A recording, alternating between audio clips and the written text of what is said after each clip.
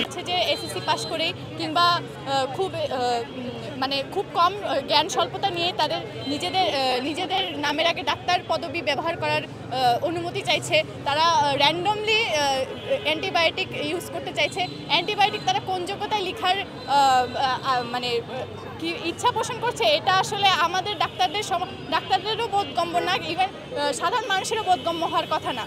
আর একটা মানুষ, আমরা যারা 6 বছর 6.5 বছর এমবিবিএস পাস করে এখানে একটা রোগীকে সামান্য একটা ড্রাগ দিতেও আমরা যেখানে দুবার চিন্তা করি যে হলে এই ড্রাগটা এই পেশেন্টকে দেওয়া যাবে কিনা, সেখানে তারা এসএসসি পাস করে এই কিছুদিন সহযোগী হিসেবে কাজ করে কিভাবে দাবি করতে পারে যে তারা ডাক্তার কিংবা তারা ওষুধ প্রেসক্রাইব করতে পারে।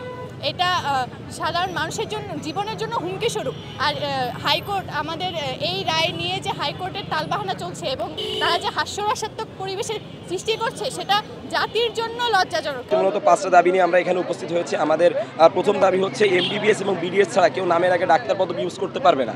আমাদের একটাই কথা, সেটা হচ্ছে no MBBS no doctor, no BDS no doctor.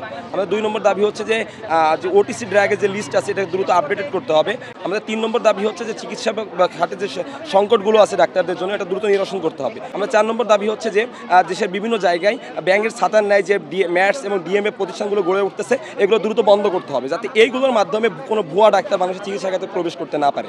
আমাদের 5ম নম্বর দাবি হচ্ছে যে আপনারা জানেন যে বিভিন্ন সময় চিকিৎসকরা বিভিন্নভাবে নির্যাতিত হচ্ছে। তো আমরা চাই আমাদের একটা চিকিৎসক সুরক্ষা আইন তৈরি করতে হবে এবং সেই লক্ষ্যে আজকে আমরা এই 5 দফা দাবি এবং এই যে ব্যাটস এবং ডিএফের বিরুদ্ধে যে স্বাস্থ্য অধিদপ্তর যে হঠকারী সিদ্ধান্ত নিয়েছে তার প্রতিবাদ জানিয়ে আমরা আজকে বিভাগীয় স্বাস্থ্য পরিচালকের কার্যালয় ঘেরাও করেছি এবং আপনারা জানেন যে আমরা কমপ্লিট শাটডাউন যে কর্মসূচি ঘোষণা করেছি, এই কর্মসূচি আমাদের চলতে থাকবে যতক্ষণ না পর্যন্ত আমাদের এই দাবিগুলো আদায় হচ্ছে।